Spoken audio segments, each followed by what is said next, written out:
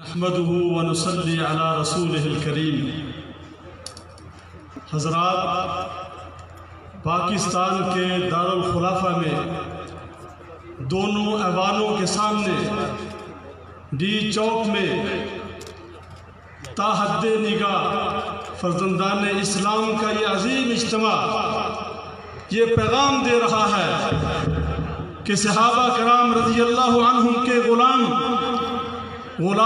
صحابہ زندہ ہیں اور بیدار ہو چکے ہیں۔ آج کے بعد کسی شخص کو اس ملک میں صحابہ کرام رضی اللہ عنہم کی گستاخی کرنے کی اجازت نہیں دیں گے۔ میں یہ سوال کرتا ہوں، کیا ایک شخص ساری انتظامیہ پر بھاری ہے جس ملعون نے حضرت ابو بکر صدیق رضی اللہ عنہ کو برا بھلا کہا اور گالی دی؟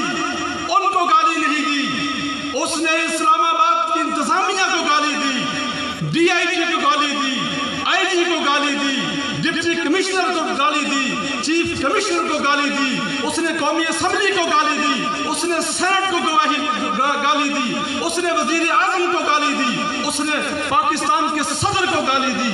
کیا ان میں غیرت نہیں ہے کہ جن کو گالی پڑ رہی ہے کہ یہ اس ایک شخص کو پکڑیں، اس کو گرفتار کریں، یہ حکومت یہ بتلا دے اور جواب دے دے کہ ہم اس کو نہیں پکڑ سکتے، ہماری رٹ اس پر قائم نہیں ہو سکتی؟